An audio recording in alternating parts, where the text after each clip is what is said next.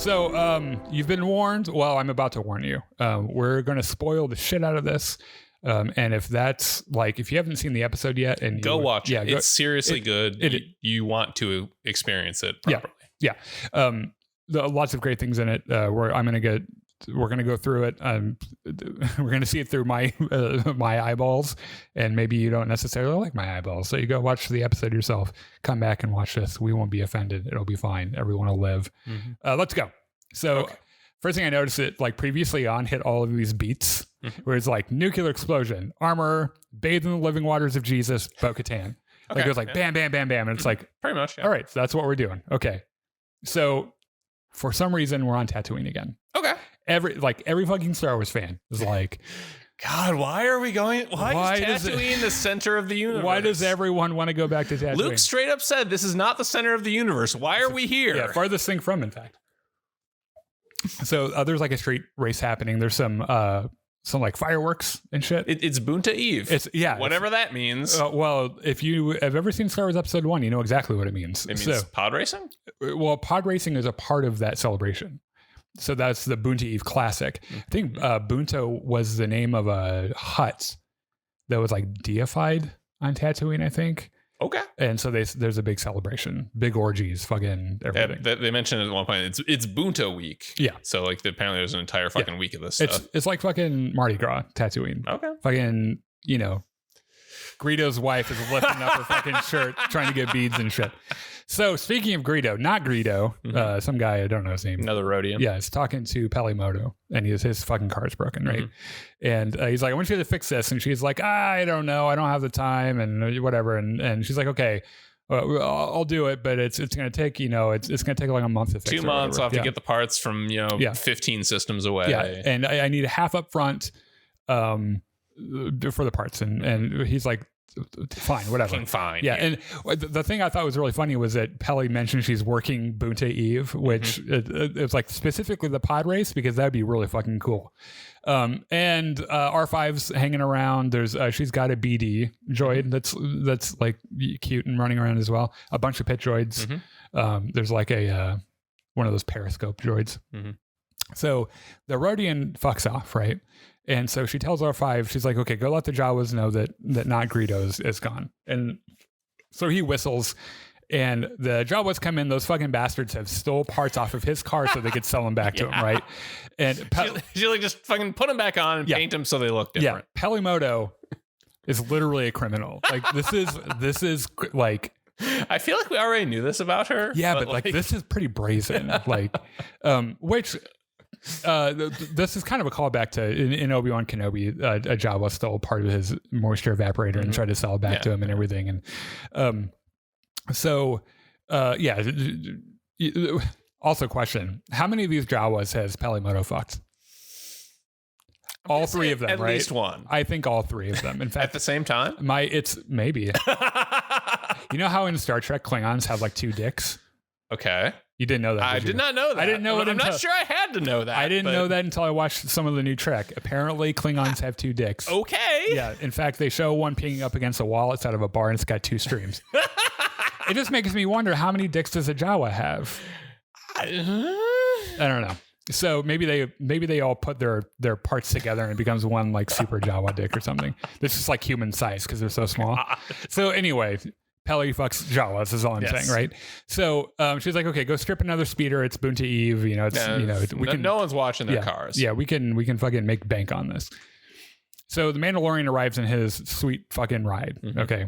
And like Peli gushes, she's like, oh, it purrs like a fucking space cat or something. More importantly, where's the fucking baby? I want to cuddle him. Yeah. So Mando's like, Mando mentions how it's like faster than he knows what to do with. He's like, I don't know how to fucking drive this thing. And so she's like, okay, I'll give it a tune up. Where's the fucking kid? And Grogu pops up and is fucking adorable. And then I have in my notes in all caps, LMAO, Grogu front flips to Peli. Fucking like 20 feet through the air. He's like, however long he spent with Luke, like that shit paid off, right? Yeah. He front flips like a motherfucker. So she's like babying him and shit, and he's making noise, and she's like, oh my god, is that his first word? He said Peli, and he's like, bitch, no he didn't. Like, he just shit his pants. I'm here on business. And he's like, why, you here to kill Boba Fett? And he's like, no, Is that something people are doing? No. Should we go talk to him? I need a droid part. I need like an IG series memory core, right? Whatever. And I laughed so fucking hard. First of all, Amy Sedaris as Peli Motto is fucking hilarious, right? It's so weird seeing her as a brunette because in real life she's like blonde, and she starts rattling off in Jawa, and it's just like, it's so fucking funny. She's like blah blah blah blah blah blah memory circuit, and I swear to God, it's like every time I'm watching YouTube and I get an accidental Spanish ad on YouTube, and they like rattle off in Spanish like blah blah blah blah blah TurboTax. Because it's like a proper noun, and it's just I fucking laughed my ass off. So the Jawas are like, no, we can't find that. That's a thing that probably doesn't exist. Too fucking old. Nobody makes those anymore. Right. So Peli's like, I've got an idea. Instead of having an indestructible assassin droid, why don't you instead take R5? R5's like, what the fuck? I didn't agree to this. Mando's like, he's a piece of shit, and I need. R5's like, yes, I am a piece of shit. Don't take me. And I need a droid that can spelunk. And Peli Motto's like, what the fuck do you need to spelunk for? Is that what the kids are calling it nowadays? Gonna go spelunking with my Jawas. So like he's like, I'm going to Mandalorian. I need a droid that can go ahead and test the atmosphere and make sure it's safe to breathe. And R5's like, fuck that, I'm not for sale. Like I don't do that shit. And Peli Motto's like, this astromech is built for adventure. And the droid's like, bitch, I am not built for adventure. I want this on the record. I'm not built for adventure. I don't have any guns. I have these stupid little wheels that'll probably get stuck on gravel. My sensors haven't worked in decades. And she's like, you shut the fuck up or I'm going to have the Jawas gangbang you. Like, I need a fucking break. And like, it's... The man was like, I had to find my spot in my my notes. Yeah. He's like, it's falling apart. I don't have room for him. And she's like, she makes a reference to his time with the rebellion, which I thought was really interesting. She's like, he's a fucking rebellion veteran. So Peli's like, okay, I'm going to convert your droid port, giggity, and also like he'll be able to co-pilot your ship. Yeah. And so she sells him to Mando for half the price in a free oil bath, right? So she does the alterations to his fucking sweet ride. And they're ready to take off, right? Like Mando's in the chair. He's like ready to drive off. And Peli's like, okay, look, this droid's a piece of shit, so don't go too hard on him. And he's like, but you said it was built for adventure. And she like slams the cockpit shut. I can't hear you. Closes the canopy. She's like, I fucking lied. Now get out of here. And so there's some really cool fireworks because you know, Boonta Eve. Yeah. Peli does the May the Force be with you thing. And Amanda's like, all right, kid, fucking adventure time. And then we get the fucking theme song comes in. We get a title card. And I swear to God, every time I hear that theme, I just get fucking amped up. Right. So they pull up to Mandalore. And Grogu's like, he just makes noises. Yeah. So all of the quotes I have are just what I imagined. And Grogu's like, holy shit, this planet is fucked. And it's like, yeah, it kind of is. Yeah. He's like, don't be scared. Like, it was beautiful, blah, blah, blah. Every Mandalorian can trace their roots back to blah, blah, blah. And so it turns out that Mando has never actually been to Mandalore. No. He grew up on one of its moons, Concordia, which is a huge reference to some of the expanded lore in Star Wars. I mean, he's never been to Mandalore, A, because he got blown the fuck up, and B, because he's part of a cult. Yeah, lots of weird shit happening. Yeah. So Mando gives Grogu a quick map lesson. He's like, this is how you avoid getting lost and having to ask for directions, and this is the map. And this, by the way, is the planet where Bo-Katan lives. Yeah, just in case you need it later. You ever need to know that. Yeah. So Mando enters the atmosphere. It's like a really rough ride, and his instruments are being weird. And all the cities and stuff are blown to shit. And there's this really neat moment where like the storm they're flying through, just like they clear it, and you can see the surface, and it's actually really beautiful, and the CG is really good. Yeah, like I believe that it was real, you know. And it's like it is like Mandalore is fucked up, but it's kind of beautiful. Like so like the nukes they dropped on Mandalore. Like they're like, oh, it turned the planet to glass. They weren't exaggerating. Yeah, literally turned the whole thing to glass. The surface is glass, and it's like all this green glass, and it's actually really pretty. So they land, and Mando's like, well, the nukes they dropped on Mandalore has fried our we can't talk to anyone who is not on Mandalore, right? The magnetic field's fucked up or something. Yeah. Anyway, R5, get out there and go fucking test it for poison gas or whatever. So. Yeah, he's like, R5, I need you to do some analyzing and make sure it's safe for us. And R5 in no uncertain terms tells him to fuck off, right? And Mando's like, that wasn't a question. And he hits his eject button and dumps the droid just right out of the ship. And he's like, okay, go do some nerd shit on the rock over there. And just check the cave, see if I can go in there and not fucking die. Right. And Grogu, his sweet little heart is worried about the droid. His ears are all flattened. Yeah. And the droid is scared for himself, right? And Mando's like, don't be a fucking baby, go get the samples. And so R5 very trepidatiously kind of like just toddles off and disappears behind a rock formation. And Grogu apparently has a very bad feeling about this, right? And Mando's like, don't worry, he'll be fine. Look, you can watch on the radar. You see that little red dot. He's right there. He's right there. He's right there. And he's gone. Oh, he's gone. Uh-oh. So Mando like tries to call him on the cell phone, right? On the ship's cell phone. And he's like, it's interference. And Grogu's like, but Dad. And he's like, okay, fine. I'll go get him. For the record, this is why I wanted a droid in the first fucking place. So I wouldn't have to get out of the ship. So I'm going to pressurize my helmet. You get in your fucking baby pod and, I'll go find your fucking droid. Fucking kids. And so he gets out he turns back and he's like, don't worry, kid, I'll be right back. And Grogu isn't convinced. He's just like really worried. Yeah. So Mando finds a cave. Goes into the cave he sent R5 down. Yeah.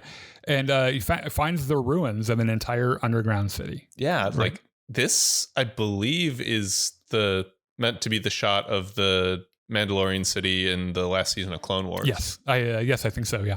So he's attacked from above by a creature and he shoots one straight in the fucking face. And then he gets overwhelmed for guns. There's and like 5 more of these Sasquatch guys. So he's like, fuck you, pulling out the Darksaber. So he pulls out the Darksaber. It's still too heavy for him. He still can't really fight with it very well.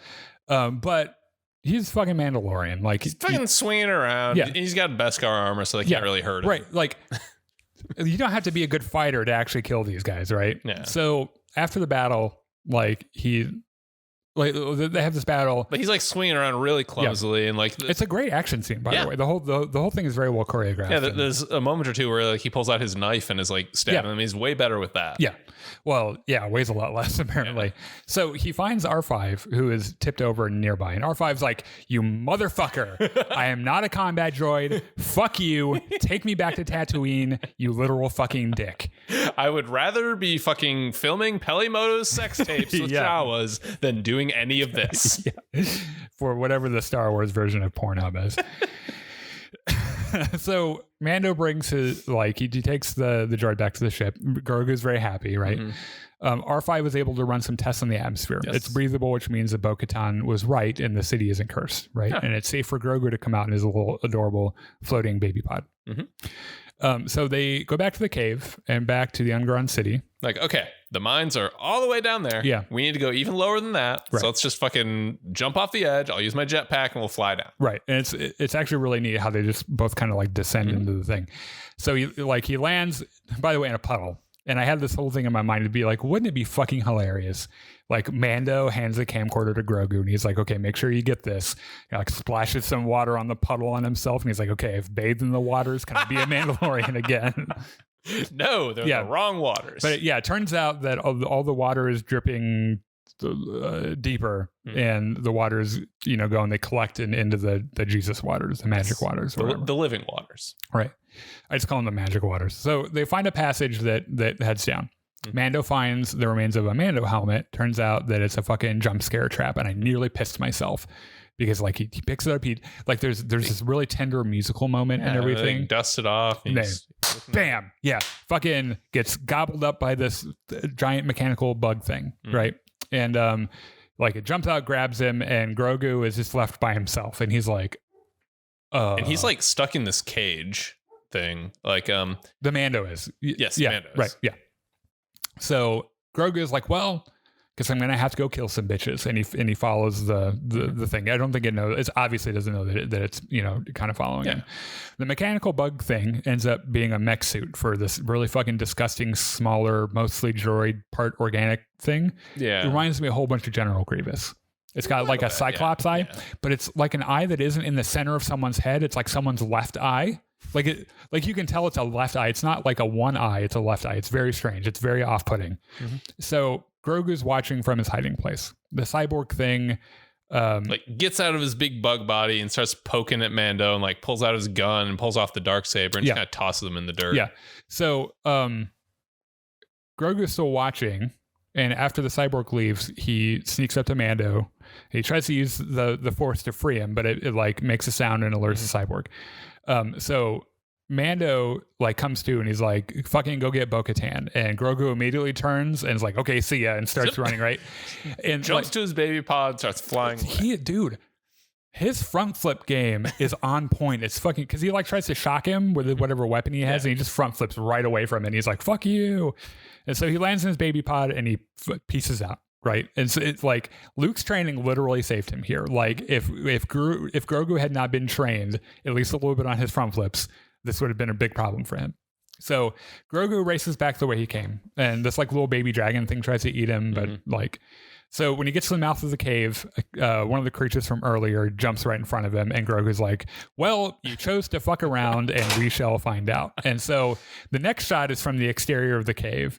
This creature is thrown out of the cave, followed by this like superhero Grogu theme with his little fucking hand out, and R5's looking from the ship like, holy fuck, you're a badass. It's so cool. So Grogu gets into the ship, and it's just in time the baby dragon thing catches up, but it's the thing's closed, and so they take off, right? Grogu is like pointing at the planet that Bo-Katan's on. I was like, hey, fucking take us there right now. Yeah, R5's like, I was there when he told you about where Bo-Katan was. I knew you would need this later, so I know where we're going. So at Bo-Katan's place, her fucking servant droid comes in. She's like, fucking Mando is back. And she's like... She's just like sitting on her throne, head in her hands. Like, is it too early to start drinking today? Just big fucking mighty sigh. Like... So she looks at the ship's approaching and she's like, let's get rid of him once and for all. Which I was like, what? Yeah. The fuck? So the ship lands... She goes out there like, I fucking told you to never fucking come back here. What the hell are you... What's going on? Look... I just want to sit in my palace and feel sorry for myself. So if you could kindly fuck off. And the canopy opens and it's only Grogu. And Bo-Katan's like, the fuck? And so... The fuck happened to Mando? Yeah. So she tells the servant, she's like, download the astromech and figure out where they went. And there's this really funny, awkward moment where like she stops and looks at Grogu and like her face just says, I don't do kids. I'm going to go back inside. And so she just like turns around and leaves. Bo-Katan does not have kids. I don't think. So she... takes off and goes to Mandalore, and she's got like R5 and Grogu in their cockpit, and they're like having a little road trip, and it's actually kind of cute.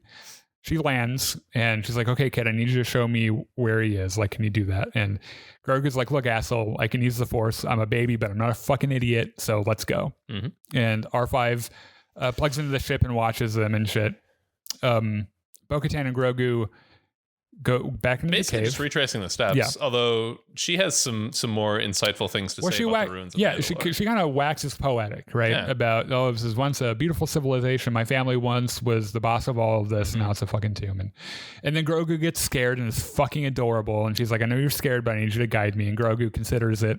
He turns on his little fucking baby pod mounted light and everything. And he's like, okay, I can do this. Come on, Grogu, pull it together. I want to mention that while we have these parallel journeys of Bo-Katan and what Din Djarin was doing earlier, whoever the actors are inside those suits were doing a really good job of mimicking each other's body language. Yeah. Like watching from behind, you almost can't tell whether it's Mando or one of the Bo-Katan walking. Oh, really? Yeah. Like they both have this very deliberate kind of pace to them, and like the set of their shoulders or something. Yeah. It's maybe it's that badass thing. Maybe like the all badasses just kind of walk like that. Maybe. So further in, Bo-Katan's like, I knew a few fucking Jedi back in the day, and I don't know what they taught you at Jedi school, but like there was a time when we got along pretty fucking well. We fought side by side. And when she says this, like, one of your guys tried to fuck one of our girls. Yeah. Yeah. And like, I started thinking here, is Bo-Katan looking at Grogu like an asset? Because it feels a little bit like she is. It could be. It could be that she sees him as being like part of Mando's extended family and therefore a Mandalorian and therefore potentially part of her power structure, kingdom or whatever. So she tells him all this, and Grogu's like, okay, that's a nice lady. So She's like, you must be really good at the Force if you're able to get back like to me over yourself. And Bo-Katan sees something like in the ceiling, and she fucking gently pushes Grogu away to safety, and just like fucking Wild West, like pew pew pew pew pew, and it's the green glass. The monster things. Yeah, right. Yeah, the green glass shatters, and now a bunch of the Sasquatches come down. Which like they were waiting to ambush, right? And they fight. Bo-Katan kicks their asses. It just has fucking arm shields. It's fucking great. Yeah. Grogu is watching in amazement, and Bo-Katan's like, what, do you think your dad was the only fucking Mandalorian? And Grogu's like, I mean, yeah. could I be blamed for thinking that? So she explains to Grogu that the creatures are called Alamites, and they were like about to eat him and shit. It doesn't matter. So Bo-Katan wonders, she's like, well, these things survived. I wonder what else down here is survived. And I was like, I'm sure we'll find out here in a few minutes. Mm-hmm. So Cyborg guy is about to cook Mando, I think, right? He's like sticks him with a needle and is like sucking out his blood or something. I saw someone say something about how like his mech suit kind of looks like it's got fluids and shit. Yeah. Maybe he was like trying to harvest the blood for something. I don't know. So Bo-Katan, like he's about to cook Mando, but here comes Bo-Katan and she starts shooting, right? Mm-hmm. And the cyborg like shocks her a couple of times, but she notices the Darksaber on the ground, and she's like, oh, I think I'll just grab that. With the fucking grappling hook, just to be a little bit extra. Yep. And she quickly kills the cyborg guy. Or did she? Because it turns out the fucking cyborg guy is a tiny bug only in the head portion, and the head detaches and crawls off like it's that fucking Kurt Russell movie, The Thing, and just like scampers off towards skitters into the cockpit. Oh god, it's so gross. So the important thing here is that Bo-Katan is way better with the Darksaber than Mando is. Like she's swinging around just like it's a normal lightsaber, whereas he's like struggling to lift the damn thing. Yeah, she's. It's funny because like now, like she's using it one-handed while her other hand has the energy shield on it. And it's weird because you're supposed to like, she's obviously found the inner peace to use it. But if you were to ask me to describe Bo-Katan's character right now, I wouldn't say that she necessarily has found inner peace. So maybe maybe it was like when she learned how to use it, like, you know, it's like riding a bike or whatever. It's maybe it's a Thor's hammer type thing. No, well, I think that's kind of how they set it up to be anyway. Yeah, right? like Mando isn't worthy, but Bo-Katan is. Or he's not worthy yet. Yeah. So Bo-Katan finds Mando, but a big mech guy attacks, and fucking Bo-Katan shuts him down fast. And it's funny, like she's poking at Mando, like, hey, are you alive? You're kind of muttering, you're trying to say something, and Mando's like, behind you. Yeah, I think he's trying to communicate something. What? Behind you. So, and I have in my notes that she's just way better. Yes, with the Darksaber than Mando is, and I immediately started seeing a coming conflict, because you know that it's going to be hard for her to let that shit go after she's used it.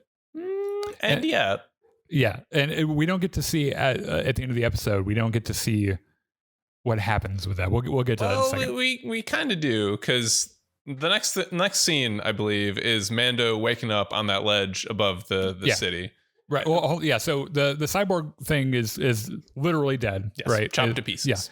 Yeah. And he wakes up there around a campfire, and Mando's like, "How the fuck did you find me?" And she's like, "Your kid. He's kind of a badass." And he's like, "Well, thanks for rescuing me. And you're right. Mandalore's not cursed." And Bo-Katan's like, "Look around. This place is fucking wrecked, cursed, destroyed. The same fucking thing." And she gives him pog soup, which he's never had before. And she's like, "Oh, that's fucking ironic. Like." Every Mandalorian's had fucking pog soup. And he's like, I am a part of the Star Wars equivalent of the Westboro Baptist Church. So there's a lot of shit we didn't do that you've done. So Mando gets up, he puts Grogu in the baby pod, and she's like, look, you should rest and we'll go to my ship and leave. And he's like, no, I have to go to the mines of Mandalore and take a bath so I can be redeemed. And she's like, oh, for fuck's sake, not this bullshit again. So the important thing here is that he's putting all his stuff back on, right? He puts his cape back on, he holsters his gun, he puts his jetpack on, he picks up the Darksaber and puts it on, and Bo-Katan doesn't say anything about that. And like, this is weird to me because Mando lost the Darksaber through combat. And then she got it. And then Bo-Katan got the Darksaber and beat the thing that took it. So shouldn't it by rights be hers? I'm not sure if that's exactly how it works. Wouldn't Bo-Katan at least be able to make the case for it? And like, I don't think Mando would argue with her if she just said, yo, this is mine. Well, yeah, because he's like, I can't fucking lift that thing anyway. Just fucking take it. And like, when he got it at the end of season 1, he didn't even want it. Yeah. I think you have to be fighting against the person you're fighting against has to be wielding it, I think. So it's not like the Elder Wand in Harry Potter where like someone accidentally or you get it on a technicality. Right, exactly. So she's like, you believe in children's stories. Like it would be adorable if it wasn't so fucking sad. And water is not magical. And the Mandalorian's like, I mean, without the Creed, what is the point? Like, we're scattered across the galaxy. The Creed is how we survived. Thanks for rescuing me. Bye. And she's like, okay, fine. I'll take you to the magic fucking water. Like, you'll never find it anyway. It was just a fucking tourist trap. Like, what are you so excited about? Yeah, and he's like, thanks.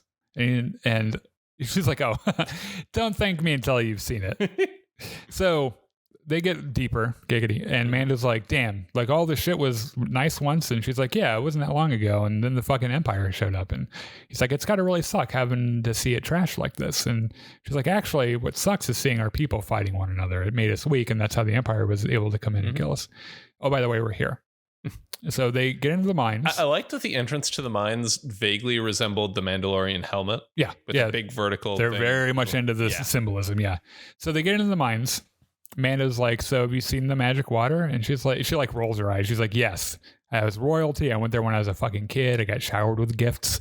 And Mando like earnestly is like, oh, really? And she's like, it was theater for the fucking peasants. None of it's real. And so they talk about Bo-Katan's father, and she's like, he died defending Mandalore. And Mando stops and really genuinely says to her, this is the way, as a consolation, right? And Bo-Katan looks at him like she doesn't know how to answer, where she's like, God, you really believe this shit? Yeah. Like, damn. And like Grogu is kind of studying her, and she's like, what the fuck are you looking at? Go look at something else. So they get to the magic water, and she's like, well, here you go. Magic water. And let me read this decorative plaque that's on the wall. Yeah, she like gives it to her. Yeah, and it's about the myth of the mythosaur and how it was tamed by Mandalore the Great. Mandalore the Great beat the shit out of this giant monster and blah, blah, blah.